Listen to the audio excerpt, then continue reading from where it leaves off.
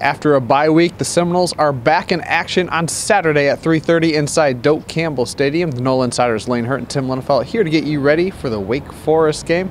Tim, Nole's coming off a bye.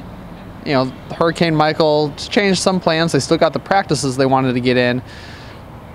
Do you get any sense from this team that the bye week did the Seminoles some good? I think it did. I mean, I think whenever the schedule comes out, if you see a bye week smack dab in the middle of the schedule, you probably take that, all things being equal. If nothing else, I think there were some guys that were banged up, a little, some bruises and some aches and some pains. And it gives guys some time off. And I do think that, Willie Taggart kind of said it was actually kind of good for guys to get a surprise trip home. They were still able to get all their scheduled practices in, albeit not in the original schedule. They had to reschedule a Wednesday practice for Saturday. But other guys, a lot of players left town, went home, got to spend some time with their families, and maybe come back a little more energized and ready for the second half of the season. And that second half begins with the Demon Deacons. Probably the biggest matchup in this one is Florida State's offense versus the Demon Deacon defense. Wake Forest defense has not been good this year. I think you said the 123rd overall. You just wrote the story, so you can throw in some more stats on your turn to talk. But that's a team that struggled defensively. Florida State struggled a little bit offensively. You talk to Willie Taggart and Walt Bell, and they think the team's close to a breakthrough. Yeah. If they're going to get it, this is the week to do it. Is it my turn to talk now? Yes. Okay. Yeah, what you need to know about Wake Forest is they rank in the hundreds in just about every major defensive category, and however you just choose to slice, your FBS, or you want to divide into Power 5, being in the hundreds in the country typically isn't good. So it is definitely an opportunity for Florida State to kind of get right, particularly with what's coming. There's some stout defenses ahead on the schedule as the calendar flips to November. So you'd like to see things start to click, maybe get into a little bit of a rhythm there.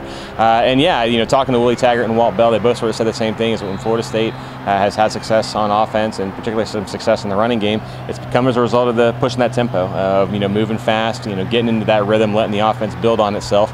Early on in the season, they couldn't really do that because I don't think that they were comfortable enough in that scheme. They hadn't been in it long enough, but slowly but surely, you're laying that foundation and getting better and better at it. Guys are rushing the line of scrimmage, lining up properly, making things happen the way that this offense is supposed to work. I don't think they've done it yet for a full 60 minutes, but you've seen flashes of it, and obviously you see more flashes of that on Saturday. Is definitely an encouraging sign. I appreciate you asking permission. I think I like how that works. You made a reference to my turn to talk. I didn't know that's how this worked these days. Well, one thing I do want to mention, though, as much as I think Florida State's offense against Wake Forest's defense is key, don't sleep on Wake's offense against Florida State's defense as well. Greg Dortch, the wide receiver, former freshman All-American, caught 10 passes for 110 yards against Florida State last year, and he leads the Power 5 conferences in all-purpose yards. He's a receiver and a punt returner, so a really dangerous player there.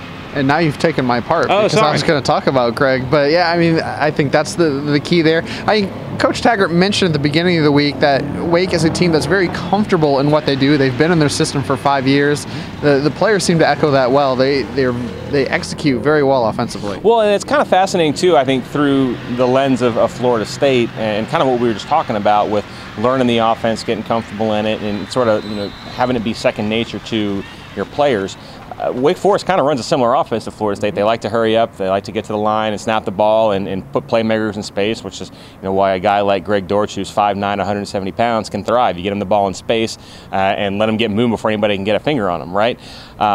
Wake Forest is in year 5 with Dave Clawson. Florida State's in game 7 with Willie Taggart. And so, you see kind of shades, and I'm not saying Florida State's aspiring to be Wake Forest, but in terms of what these types of offenses look like when everything's clicking and everybody's in rhythm, that's kind of what it can be. Wake Forest just has a 5-year head start on what they're doing, and so for Florida State, I still think it's taking time, but you can see once it gets to where the coaches want it to be, and once the players are more comfortable in what they're doing, there's a lot of potential there. There you have it, Seminole fans. Is the Noles versus the Demon Deacons on homecoming. Plenty of festivities this weekend. Parade on Friday, powwow on Friday, and then don't forget the post-game concert after. Oh man, yeah. As well, Big Boy from Outkast and T-Pain in Doak Campbell Stadium.